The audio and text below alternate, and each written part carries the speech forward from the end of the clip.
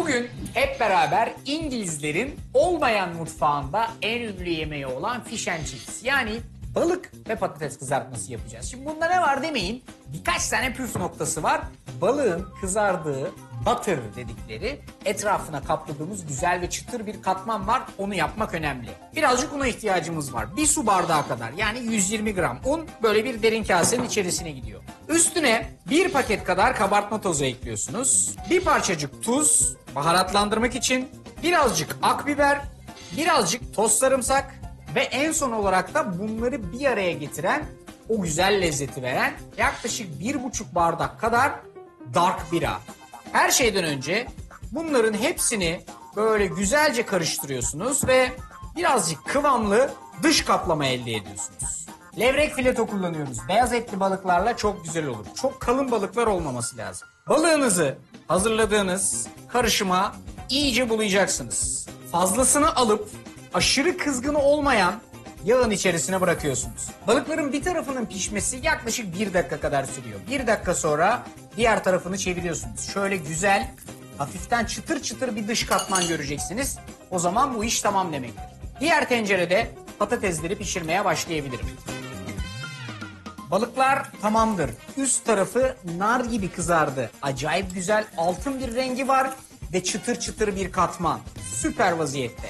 Bunlar burada hafif dinlensinler. Patateslerim de kızarıyor. Ben bu balığın yanına acayip yakışacak ve çok güzel gidecek bir sos yapacağım. Burada 4 yemek kaşığı kadar yoğurt var. Bunun üzerine 5 yemek kaşığı kadar mayonez ekliyorum. Birazcık daha lezzeti pekiştirsin, birazcık daha rengi toparlasın diye 1 yemek kaşığı da hardal ilavem var.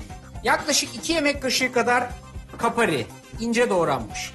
7-8 dal frank soğanı, 7-8 adet küçük küçük doğranmış turşu, 8-10 dal ince doğranmış dereotu, 8-10 dal ince doğranmış maydanoz.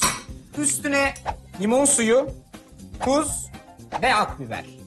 Hepsini beraber güzelce karıştırıyorsunuz. Patatesler de istediğim seviyeye geldi. Gayet güzel kızardılar. Onları da şöyle bir derin kasenin içerisine çıkartıyorum. Ama patateslere yapacağım tek işlem bu değil.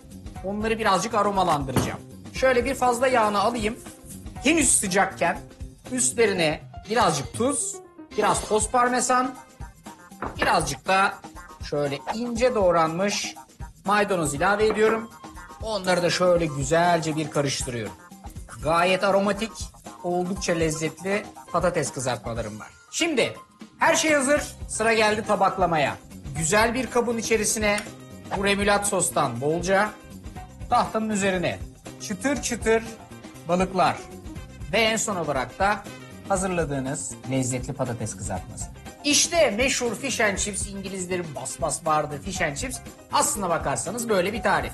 Üstündeki bu butter dedikleri kaplamanın tamamen birbirinden farklı alternatifleri var. Ama bize uzak şeyler değil, yani midyeyi, kalamarı ve benzerini biz de böyle yaptığımız için bu üst kaplamalara biz alışığız. Ama üst kaplamanın böyle çıtır çıtır olanı makbul. Yani yerken şu sesi çıkaralım.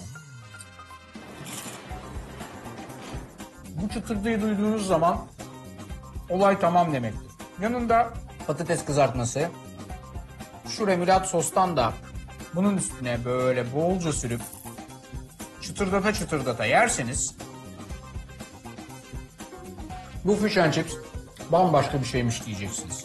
Evde siz de İngilizleri kıskandıracak kadar güzel fish and chipsler yapabilirsiniz. Tarif burada. Hepinize afiyet olsun.